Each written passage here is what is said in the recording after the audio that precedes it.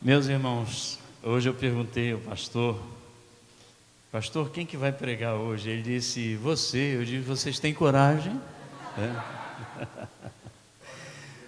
Que bom que ao pregar a gente tem certeza de que não somos nós. Eu sou tão grato ao Senhor pelo privilégio de poder escrever canções e de poder testemunhar sobre aquilo que Ele nos tem ensinado, e é isso que eu gostaria de fazer também nessa oportunidade. Eu gostaria de compartilhar com vocês a partir de algo muito pessoal da minha vida, algo que o Senhor tem me ensinado e que ao longo desses anos tem sido uma fortaleza na minha vida. Eu dou graças a Deus porque Deus trabalha na nossa vida desde nenenzinho. Eu estou vendo, eu não sei o nome dela, mas está aí chupando a sua mamadeira, o seu suco, a sua água, eu não sei, mas ela está no colo de alguém que está cuidando. Ela ainda não sabe de nada, não é? Mas quando ela ainda não sabe de nada, já tem alguém que está cuidando dela. E ela é só um exemplo daquilo que Deus faz por nós. Eu não conheço a sua vida, mas quero que você saiba nessa noite, tem alguém muito especial que cuida de você. Você nem pode ver as suas mãos, mas Ele nos leva no colo. Eu era garoto ainda, ouvi batidas na porta do meu quarto, acordei. Naquela época eu tinha cabelo, então eu estava descabelado de manhã, e então abri a porta, era o papai. E o papai estava com os olhos de quem está passando por problemas. E eu disse, o que houve, pai? Ele disse, filho, papai perdeu a hora.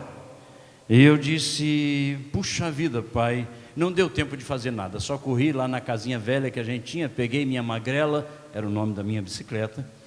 Peguei minha bicicleta, botei o pai na garupa e do jeito que eu estava, eu saí rumo à estação ferroviária, porque o trem ficava lá parado até as pessoas chegarem, e na hora certa ele saía. Papai estava atrasado, saímos e de longe eu já estava esperando, e no meu coração pensando, tomara que o trem ainda esteja lá. E quando nós chegamos perto, eu vi que o trem estava, apertei mais a força nas perninhas, e então papai saltou feito um louco do porta-embrulho da bicicleta, correu, comprou seu bilhete, passou pela aquela roleta de ferro, e agora ele sumiu por trás do trem, e eu não podia vê-lo mais. E eu ali fora daquela estação, atrás das grades, fiquei esperando um pouco, até que de repente, num daqueles vagões, eu vi uma mão num vidro de uma daquelas janelas e estava fazendo assim. Reconheci, apesar da distância, que era a mão do meu pai, e a sua mão era como estivesse dizendo, filhão, valeu, volta para casa, vai dormir ainda porque está escuro, e estava mesmo, era madrugada. Eu resolvi ficar mais um tempinho, porque eu pensei comigo, eu acho que quando esse trem sair da estação, quando o último vagão deixá-la, ela vai estar vazia, e então eu vou embora. Eu quero ter certeza que meu pai pegou o trem. Mas para minha surpresa absoluta, quando o último vagão agora velozmente deixou a estação, eu podia ver outros homens muito parecidos com meu pai, não fisionomicamente falando, mas parecidos por causa das circunstâncias. Eles também perderam a hora, eles também deram o seu jeito, eles também compraram o bilhete, eles também passaram na roleta, também sumiram atrás do trem, mas só que com uma grande diferença agora, o trem foi embora e eles não conseguiram ainda entrar. Eles estavam tristes, eu podia ver isso, eles estavam cabisbaixos e eles andavam tranquilamente. Eu fiquei muito triste com aquilo, e eu lembro que mesmo menino, mesmo garoto, voltei para casa pedalando a minha bicicleta, pensando naqueles homens. Há um texto nas Escrituras que nos faz pensar muito a respeito da situação das nossas vidas a partir dessa história aqui. É o texto de Lucas, é muito conhecido. Se você tiver a sua Bíblia, é de 22 a 30. E se você não tem, preste atenção, eu peço licença para ler na minha tradução esses versículos. Lucas 13, 22 a 30. Assim, percorria Jesus as cidades e as aldeias, ensinando e caminhando para Jerusalém. E alguém lhe perguntou: Senhor, são poucos os que se salvam? Ao que ele lhes respondeu: esforçai-vos por entrar pela porta estreita, porque eu vos digo que muitos procurarão entrar e não poderão. Quando o dono da casa se tiver levantado e fechado a porta, e vós começardes a bater, dizendo: Senhor, Senhor, abre-nos a porta, ele vos responderá: não sei de onde vós sois. E então direis: mas nós comemos e bebemos na tua presença, e tu ensinaste nas nossas ruas. Mas ele vos responderá: não sei de onde sois, apartai-vos de mim, vós todos os que praticais iniquidades. Ali haverá choro e ranger de dentes, quando virdes a Abraão, Isaque e Jacó e todos os profetas no reino de Deus, mas vós lançados fora. Muitos virão do Oriente, do Ocidente, do Norte e do Sul, e tomarão lugares à mesa no reino de Deus.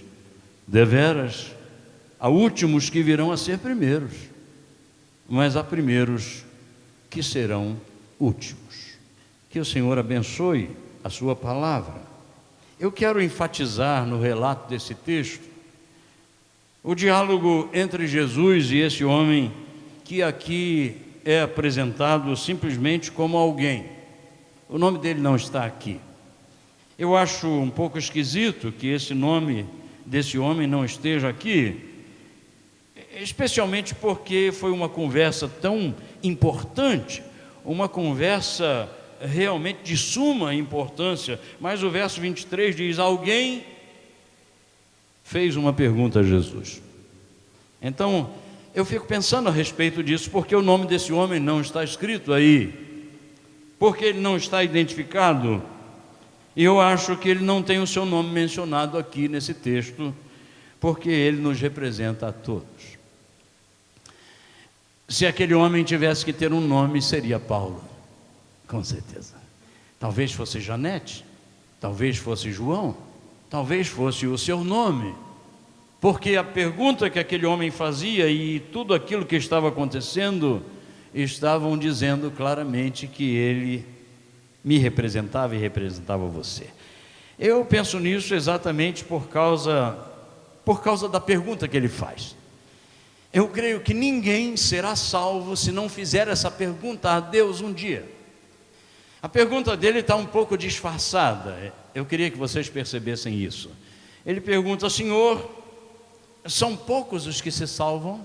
Eu acho que no fundo, o que ele queria de fato perguntar é de: Senhor, eu estou salvo. Mas ele pergunta: Senhor, quantos serão salvos?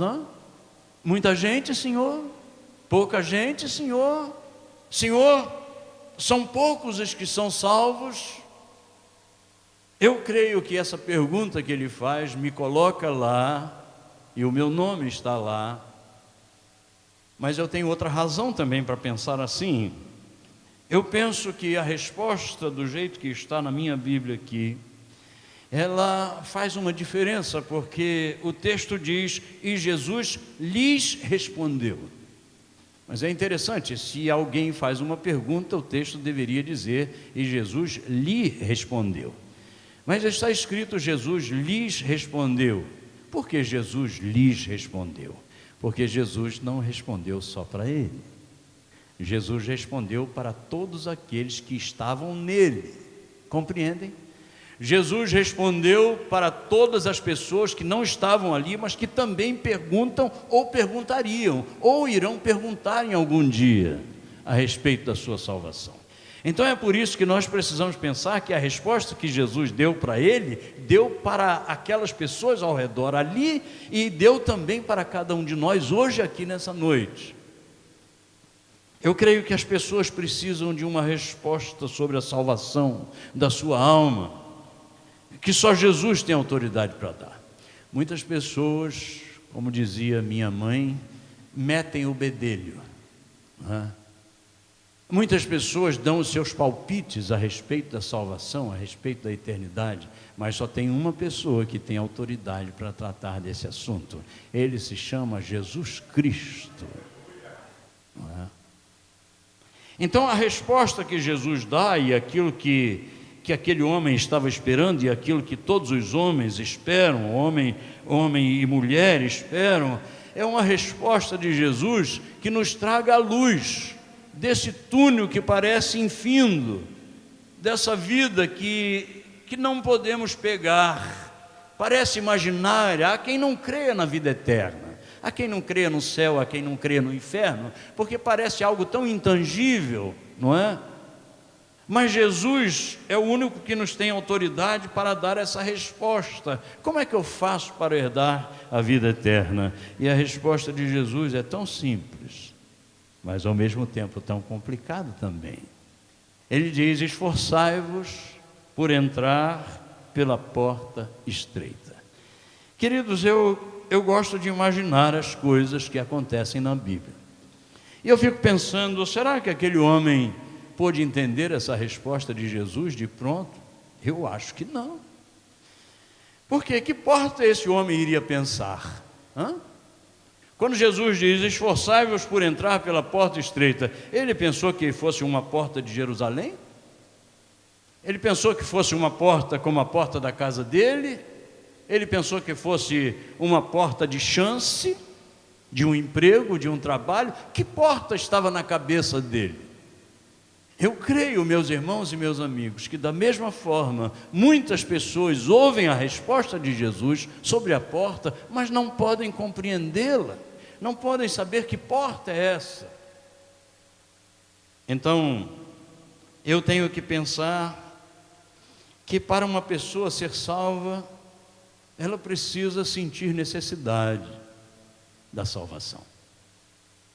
Você pode pregar a vida inteira e alguém pode ouvir a sua pregação, mesmo que absolutamente correta e bíblica.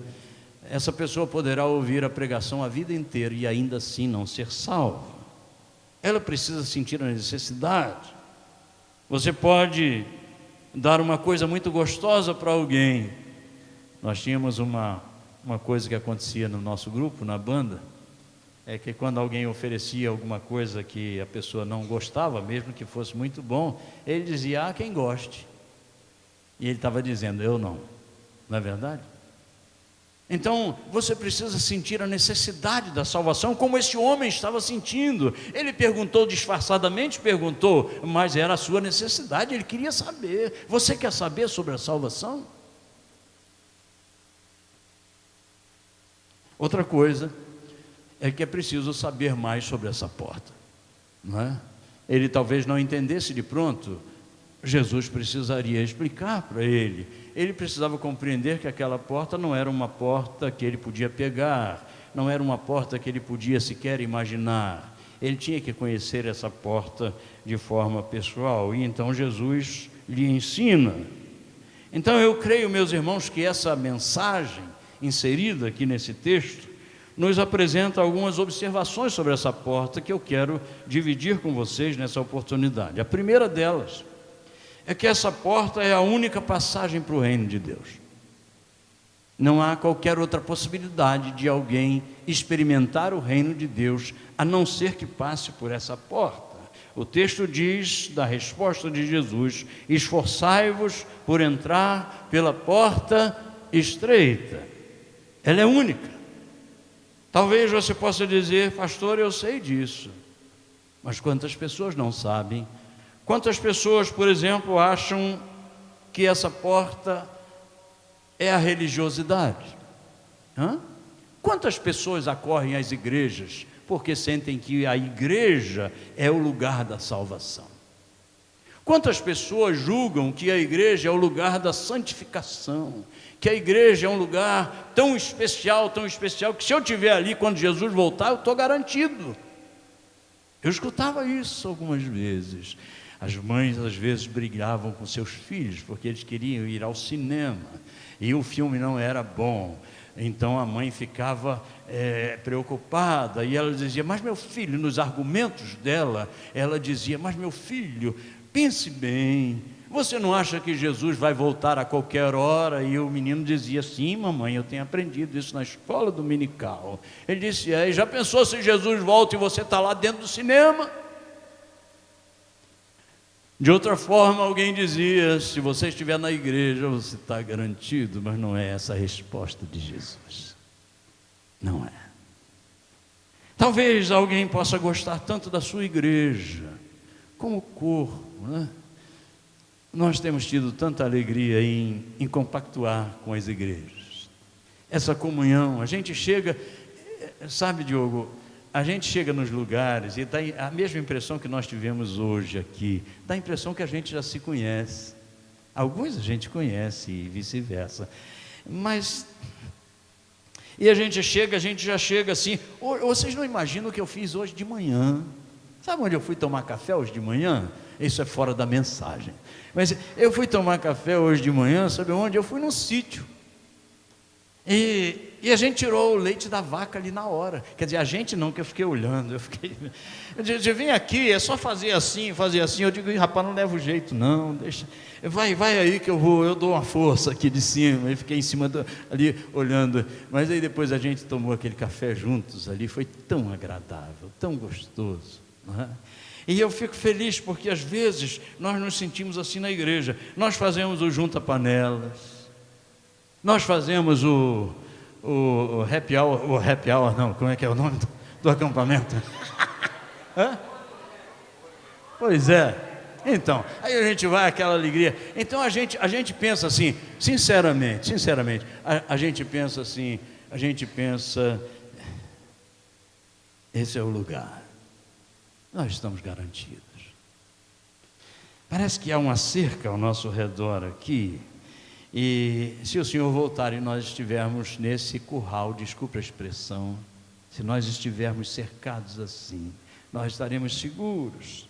Talvez alguém diga: os meus pais, os meus avós, eles já eram de Cristo Jesus. Isso é coisa de família já. Eu já estou inserido nesse contexto há muito tempo. Você acha que Deus passará e não me levará? Talvez você possa pensar: se você me fizer alguma pergunta das Escrituras, eu responderei. Eu leio a Bíblia várias vezes por dia. Eu faço orações também. E nós temos argumentos que podem, de alguma forma, distorcer a resposta de Jesus e que mesmo dentro de boas intenções, a gente possa dizer: eu não precisaria dessa resposta de Jesus. Eu já tenho as minhas. Não é? Se eu andar direito diante do Senhor, às vezes você pergunta para alguém: quando você morrer, você tem certeza de que vai para o céu? Aí essa pergunta é um pouco difícil, mas a pessoa responde: eu estou fazendo todo o possível. Porque nós achamos que a porta pode ser o resultado do nosso trabalho, da nossa performance de santidade ou de vida. Então nós fazemos e Deus considera o que fazemos, e então Ele nos deixa entrar. Mas também não foi essa a resposta que Jesus deu para aquele homem. Jesus disse: você precisa passar pela porta. Não é por nenhuma porta, é pela porta, é por aquela porta, é por essa porta específica. Eu acho que ele ainda não entendia que porta era essa. Um homem pode se sentir merecedor de entrar no céu em algum momento, mas o seu merecimento é um equívoco. Não há quem conheça Deus, não há quem busque a Deus, não há alguém que possa ser tão santo, que possa receber de Deus em justiça o céu. Não pode de jeito nenhum, tem que passar pela porta. Deus não aceita suborno também, não é? A gente não pode jogar diante de Deus e nem cobrar de Deus alguma coisa que nos dê porque fazemos alguma coisa daqui para lá, não é? Eu não posso dizer: Senhor, me abençoa porque eu estou lhe dando uma oferta. Senhor, me abençoa porque eu dou aula na escola dominical. Senhor, o Senhor não pode deixar o ladrão entrar na minha casa porque eu sirvo ao Senhor. Nós não podemos jogar assim com Deus, compreende? Um texto muito interessante, lá de Deuteronômio, no Velho Testamento, que diz: pois o Senhor vosso Deus é o Deus dos deuses, Ele é o Senhor dos senhores, Ele é Deus grande, Ele é Deus poderoso, Ele é terrível. Ele não faz acepção de pessoas. E aí, vírgula, e continua encerrando: e nem aceita subornos. Que interessante. Quando eu fazia provas, era mais ou menos do mesmo jeito que vocês fazem hoje, vocês mais novos. Sempre teve pouca vaga para muita gente, né? E era difícil, as provas sempre eram muito difíceis, mas acontecia um negócio que eu vou falar baixo para ninguém escutar aqui. É que eu não sei por que cargas d'água, mas tinha gente que estudava muito, gente que tinha talento, e de repente, quando vinha o resultado, tinha os nomes todos ali, mas o nome daquele indivíduo não estava. Mas a gente conhecia alguns nomes que estavam ali na aprovação, e a gente dizia: isso é impossível, esse camarada eu conheço, ele não poderia ter passado de jeito nenhum. Mas o nome dele estava escrito lá. Aí quando eu falava: mas como? E alguém disse: você já leu o sobrenome dele? Já leu o sobrenome dele? Aí eu disse: ah, pois é, esse sobrenome faz toda a diferença, porque esse sobrenome comprou a vaga. Entendeu como é que é? Há um só Deus e um só mediador entre Deus e os homens, um só nome pelo qual importa que sejamos salvos, e esse nome é Jesus Cristo. Jesus Cristo. É por isso que Jesus está conversando com esse homem, é por isso que Jesus está ensinando para ele, dizendo para ele: tem tudo isso ao redor, sabe? Mas você precisa passar pela porta. Na primeira observação, a gente viu que essa porta é a única passagem para o reino de Deus, não há outra. Na segunda observação, eu queria que vocês atentassem para pensar que essa porta é uma porta estreita. Ela não é uma porta larga. Isso significa que não se pode passar em quantidade de pessoas, não se pode passar em família, não se pode passar em grupos. Essa porta é estreita, só dá para passar um de cada vez. Cada um prestará contas de si mesmo a Deus, diz-nos as Escrituras.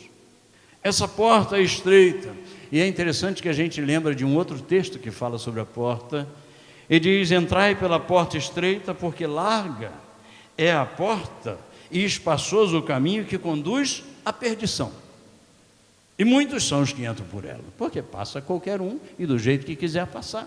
Então a maioria certamente passará por ela. E porque estreita é a porta e apertado o caminho que conduz à vida, poucos são os que a encontram. Não é fácil achar a porta, não é fácil.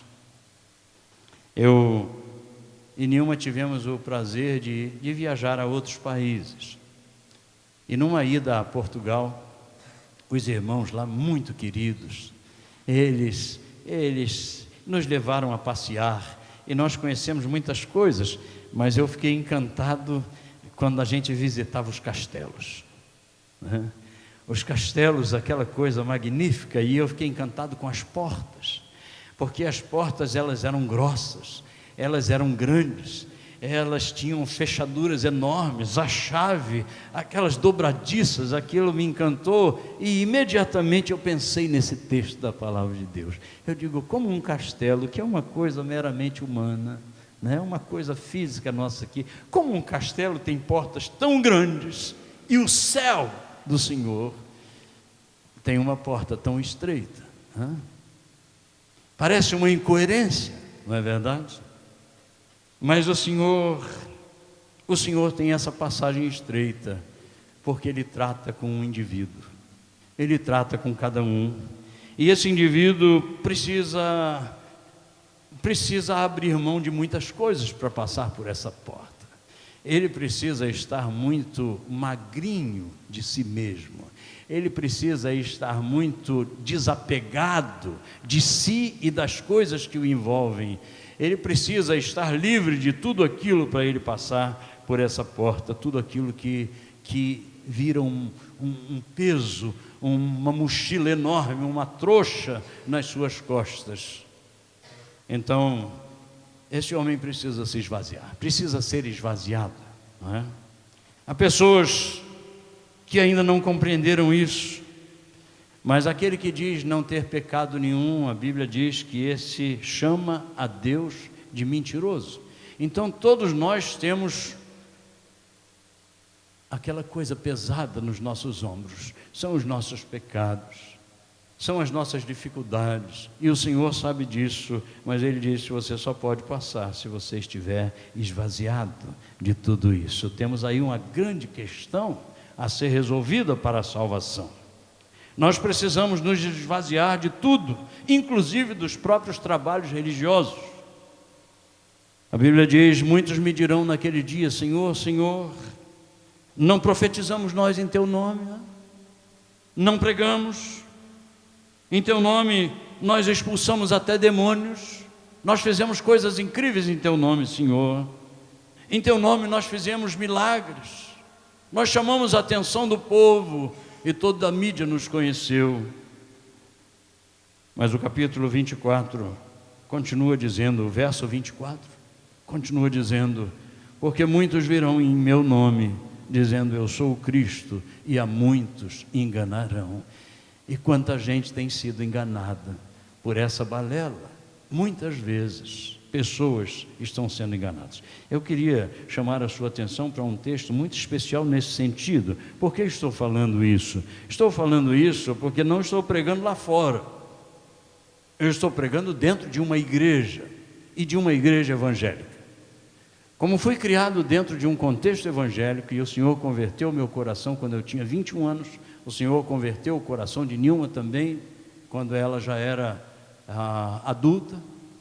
Eu também penso que dentro do contexto evangélico no qual vivemos, muitas vezes a conversão, embora aqui perto, ainda não tomou conta da alma de alguém que esteja inserido no contexto, compreende?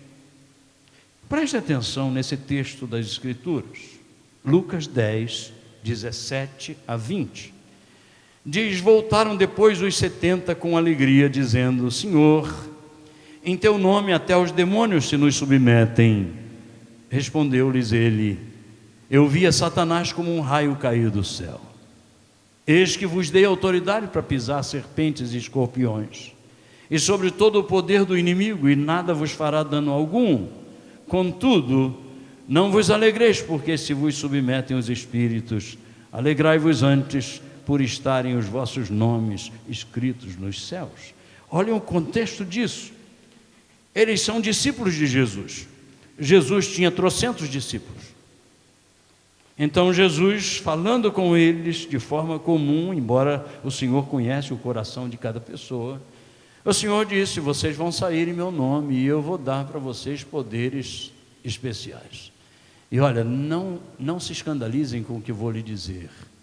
Deus concede poderes especiais para outras pessoas que não são crentes e que não seguem a Ele também. Eu lido com música a minha vida inteira, e eu conheço pessoas que fazem música como eu gostaria de fazer um dia, e elas não temem ao Senhor. Não temem ao Senhor, zombam do Senhor, muitas delas, mas são exímios artistas. Deus pode abençoar a quem Ele quiser, do jeito que Ele quiser. É por isso que talvez o seu vizinho tenha o carro que você gostaria de ter. Ele não teme a Deus, mas ele tem e você não. Mas isso não é novidade. Davi reclamava disso com o Senhor.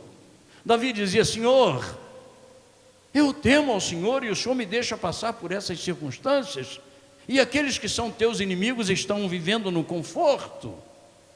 E Davi precisaria aprender de Deus o que é realmente uma vida abençoada. Então esses homens estão saindo e eles vão em nome de Jesus, e o Senhor dá a eles privilégios, e eles saem.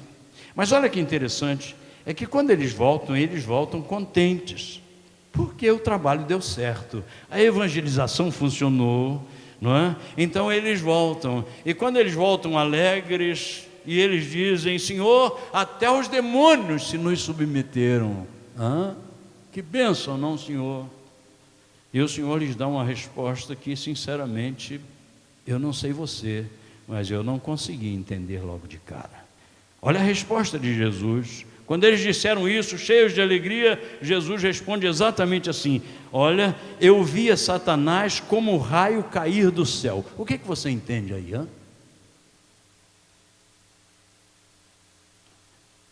Eu não sei o que vocês acham, mas eu penso que o Senhor, se pudesse fazer um gesto naquela oportunidade, tinha feito assim. Sabe isso significa? Eu não sou criança. Eu não sou criança. Fui eu que vi alguém ser expulso do meu céu. Porque eu acho isso pela continuação do texto. Diz aqui na continuidade do texto: eis que vos dei autoridade para pisar serpentes e escorpiões, e sobre todo o poder do inimigo, e nada vos fará dano algum. Eu disse isso para vocês e lhes concedi. Contudo, não vos alegreis, porque se vos submetem os espíritos, alegrai-vos antes, pelos seus nomes estarem escritos nos céus. Eu creio, meus irmãos, que o que o Senhor Jesus estava dizendo para eles era assim: não façam festas e não soltem foguetes por aquilo que eu lhes concedi fazer. Tenha certeza que seus nomes estão escritos lá, porque é possível fazer tudo isso, e você sabe que é. Você tem visto outras pessoas fazendo isso direto. Há magias, há bastões que também viram cobras.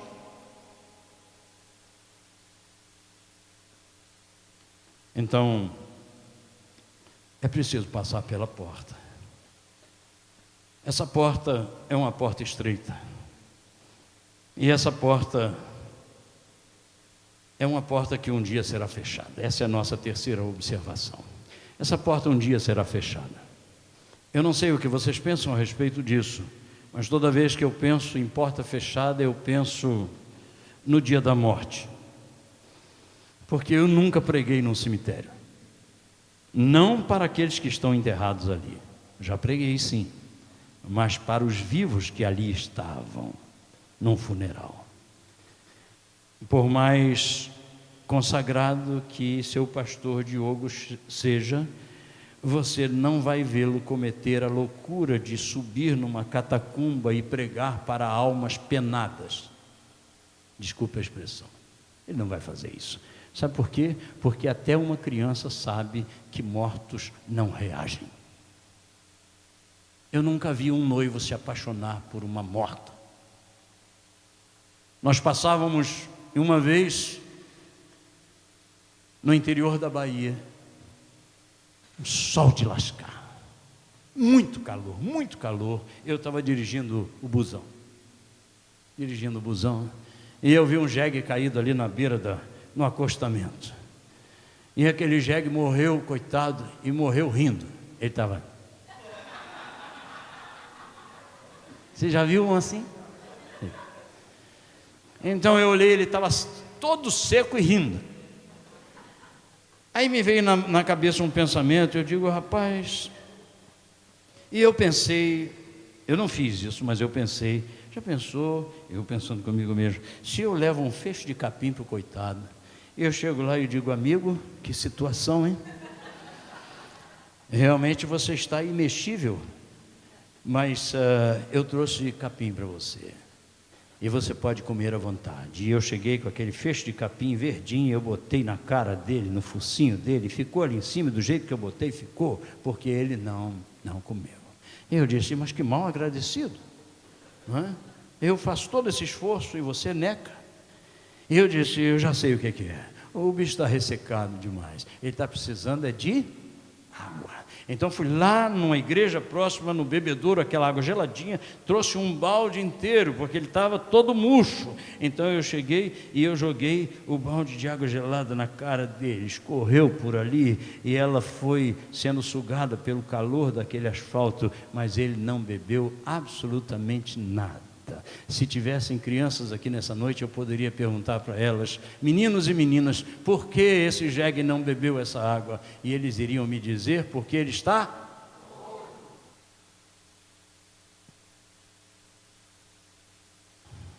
Quando a morte chegar, não tem mais jeito, é fácil assim. Não adianta você ir para o cemitério e pedir a Deus que abençoe aquele que já morreu. Já morreu. Não há mais o que fazer.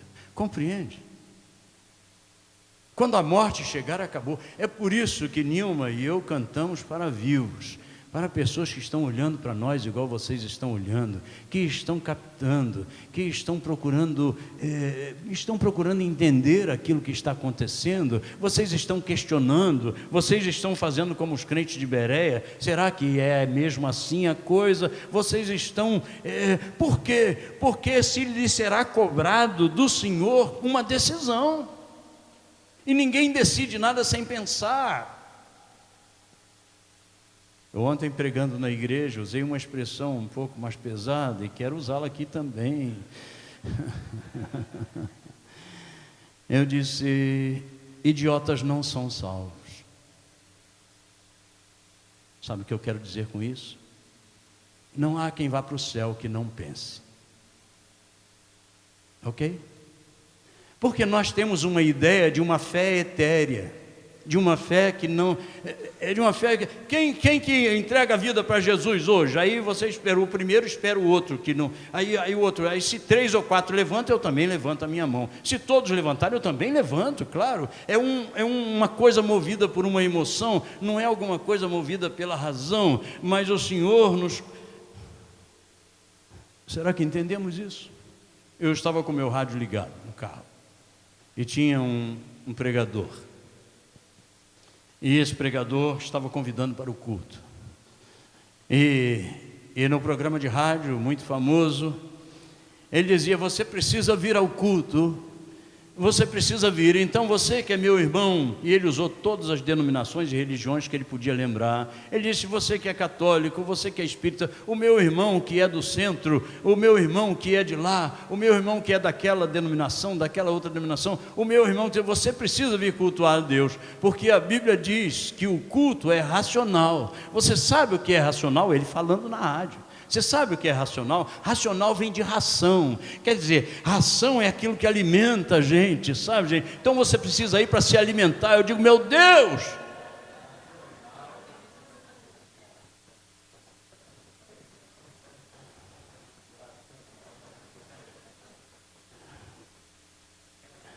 Mas eu acho que também, essa porta será fechada quando a igreja for arrebatada. Porque por incrível que pareça, Deus não usa anjos e usa a gente. Vocês já pararam para pensar nisso? Hoje quando eu cheguei, o pastor estava falando sobre perdão. E eu peguei o finalzinho. Mas a palavra de Deus é tão poderosa que só um finalzinho, uma frase já dá aquela mexida no coração da gente. Né? E eu estava pensando, Senhor, tem misericórdia de mim, tem misericórdia de mim. O texto dizia, Senhor, me perdoa assim como eu perdoo os meus devedores. Né? E ele falou daqui para lá e de lá para cá, eu guardei na minha cabeça. Então eu orei lá no meu lugar e eu disse, Senhor, tem misericórdia de mim. Não me perdoe como eu perdoo os outros, senão eu estou lascado. Estou lascado. Me ensina mais, Senhor. Me ensina mais. Eu preciso aprender mais sobre isso, para ter a coragem de orar assim, Quando eu terei essa coragem? Que interessante, não? Mas quando a igreja for arrebatada, então os pregadores fracos, não é? Os pregadores despreparados, como eu e tantos outros, os pregadores que são muitas vezes tidos como escória da sociedade, não conseguiram fazer outra coisa, agora são pregadores do Evangelho. Então, quando esses forem embora, acabou a chance. Porque como ouvirão se não há quem pregue? Hein? Como ouvirão se não há quem pregue? Se os atalaias foram tirados, e agora, como é que fica? Então, eu lembro daquele filme, Deixados para Trás. Não sei quantos de vocês assistiram. Quem não assistiu, assista, é muito jóia, muito bom. E aquele filme mostra as pessoas sendo levadas, né? E aqueles que ficaram e as reações. Eu acho que a pior agonia do inferno, sabe qual é? Alguém diz assim, é o fogo. Eu digo não. A pior agonia do inferno é o enxofre. Eu digo não. Sabe qual é a pior agonia do inferno? A pior agonia do inferno é a impossibilidade de mudar. Não tem jeito de mudar. Então, nós vimos até aqui algumas observações, mas se eu não fizer essa última observação que Jesus faz, então a minha palavra ainda não é o Evangelho de Cristo Jesus. Mesmo com tudo que já lhes disse, se eu parar a mensagem aqui, essa mensagem ainda não é uma mensagem evangélica. Não é. Sabe por quê? Porque essa porta um dia será fechada, mas ela ainda está aberta. Esse é o Evangelho. Esse é o Evangelho. É por isso que nós estamos aqui. Você pergunta, pastor, o senhor até agora não disse que porta é essa.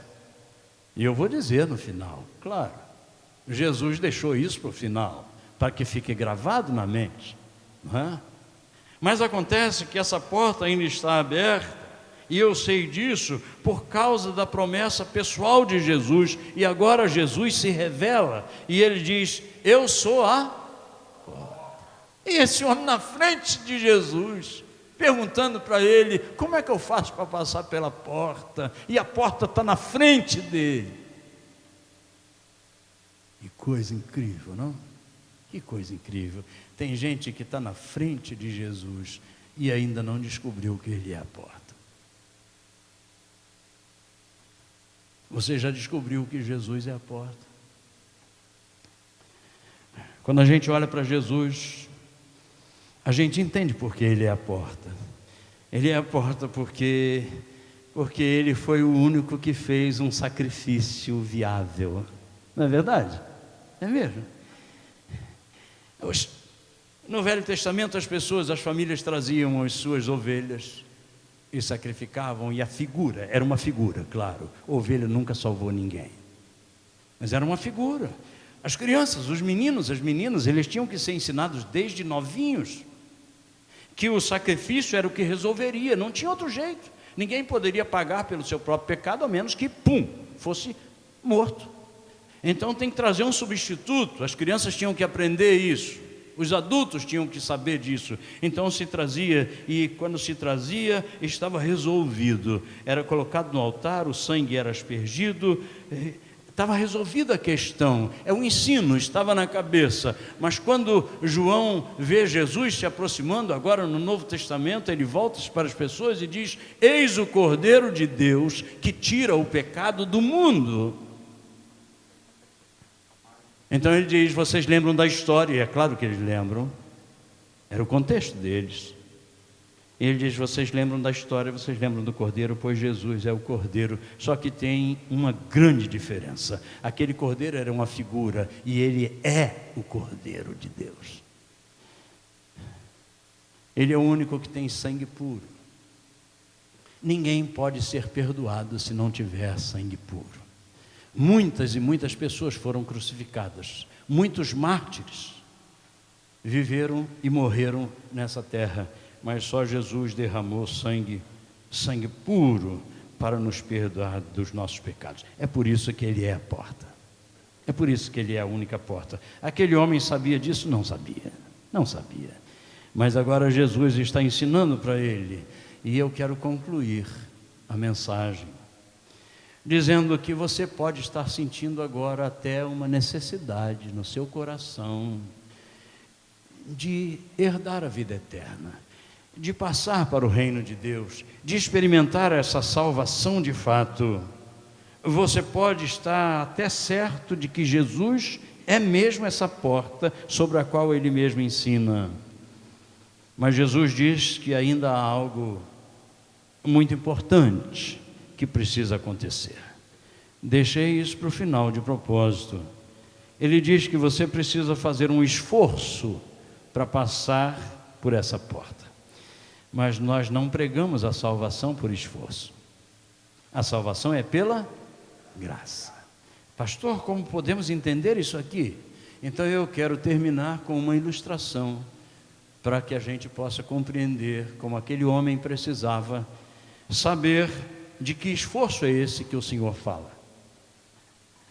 Eu não vou falar o nome da pessoa, mas você vai fazer um exercício da sua mente, e quando você descobrir de quem eu estou falando, então você, por favor, diga bem alto o nome dessa pessoa, tá bom? É um teste para nós terminarmos então a palavra. Aquele homem ouviu falar de algo muito importante que ia acontecer na sua cidade. Ele era um homem bastante conhecido e ele queria ir naquele evento. Então, aquele homem prepara as suas coisas em casa, ele arruma as coisas porque ele vai ficar fora um tempo, e ele sai, fecha a porta da casa por fora, guarda a chave, mas tem ainda o portão. Ele pega o cadeado, abre, passa, e agora tem a corrente com o cadeado, ele fecha o portão e agora ele sai. Só que quando ele sai, ele vê que tem mais umas 3, 4 pessoas que estão vindo na mesma direção. E então ele olha para aquelas pessoas e ele continua andando. Daqui a pouco ele dá uma olhadinha para trás, ele vê que tem muito mais gente que está vindo também. E ele diz: eu vou precisar apertar o passo, senão eu vou perder o meu lugar. E então ele continua andando. Na próxima esquina vem mais um tanto de gente de lá. E ele começa, daqui a pouco, literalmente ele está correndo. E quando ele chega no lugar, já tem um amontoado de gente. Ele tinha baixa estatura, ele não conseguia ver muito bem. Vocês não vão gritar, não? Ah, bom.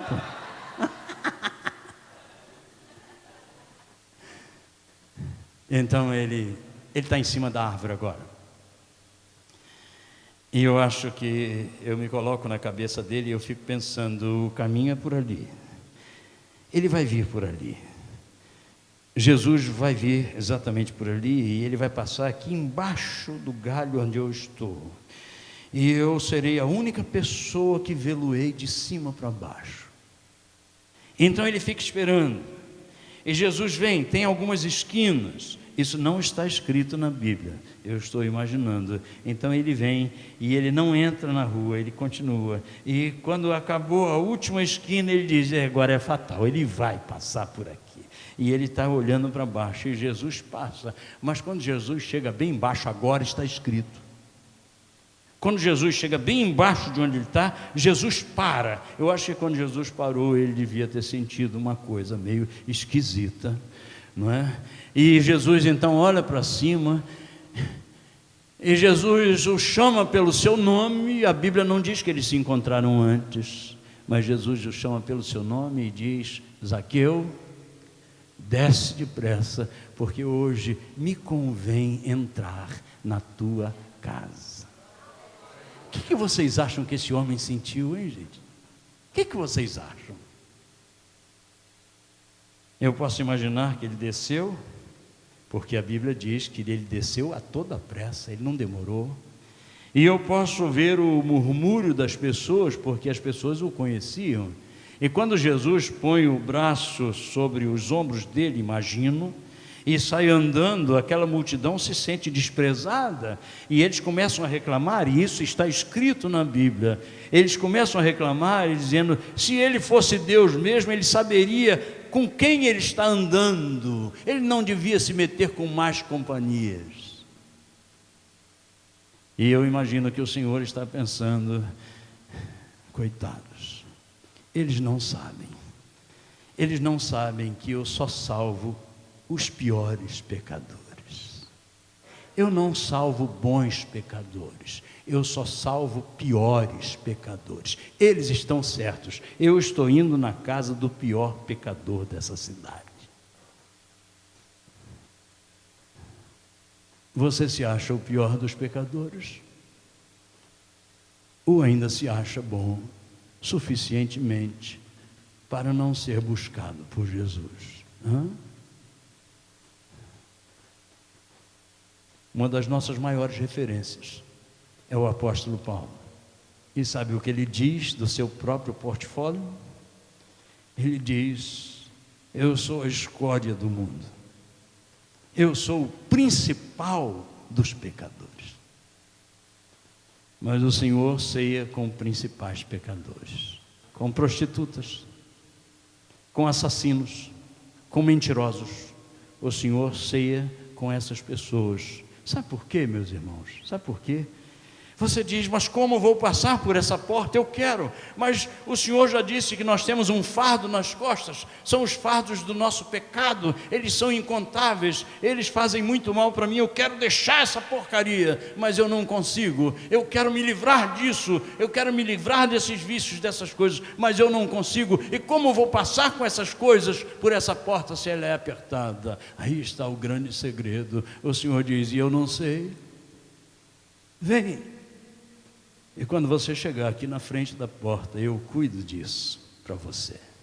É por isso que Ele é o nosso substituto. É por isso que Ele foi à cruz. Sabe por quê? Porque Ele pega esses fardos daqueles que depositam fé nele. Ele pega esses fardos e Ele os leva para a cruz.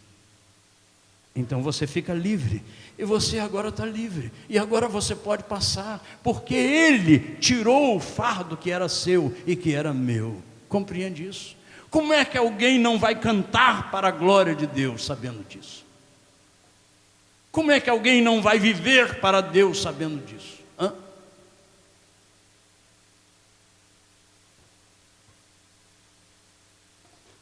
É impossível. Essa é a graça do Senhor. Então, pense sobre isso. Eu não vou, ao fim dessa mensagem, fazer um apelo para que você levante a sua mão, para que você se manifeste, para que você venha aqui na frente e se ajoelhe. Não, eu não vou fazer isso. Eu acho que o vento sopra onde quer. E se esse vento do Senhor estiver soprando na sua alma, como um dia soprou na minha, você vai perceber isso de forma tão clara que será impossível desobedecer ao chamado do Senhor. Então, o que é que eu faço, pastor? Você pode perguntar. Eu digo: faça o que Jesus ensinou. E o que Jesus ensinou? Quando você quiser orar, vá para o seu quarto, feche a porta e fale em secreto com aquele que é o seu Pai. Então, você agora não precisa dizer nem para mim, nem para o pastor e nem para uma pessoa ao seu lado que você está tomando a sua decisão por Cristo Jesus. Você não precisa, pode fazê-lo se quiser, mas não precisa. Você só precisa falar isso com Ele. Você pode fazê-lo agora? Pode. Você pode, no seu pensamento, em oração, dizer: Senhor, essa palavra é para mim. Eu ainda não passei pela porta. Eu já ouvi falar sobre a porta. Eu já estive bem perto da porta, mas eu ainda não passei, Senhor. A minha carapaça ainda está aqui comigo. Os meus pesos ainda estão aqui comigo. Eu ainda não passei por essa porta, Senhor. Mas hoje eu quero. O Senhor me aceita do jeito que eu estou. E se você orar assim, é porque o Senhor já está trabalhando na sua alma. É a graça. É a superabundante graça que é espalhada por todas as nações. Pense sobre isso. Ore ao Senhor no seu coração. Diga para o Senhor aquilo que passa na sua alma, de forma pessoal. Pode ser agora, pode ser quando você estiver indo embora, pode ser lá na sua casa. Depois que você passar por essa porta, todos saberão. Não se pode esconder uma luz. Não se pode esconder uma luz. Ok? Pense sobre isso.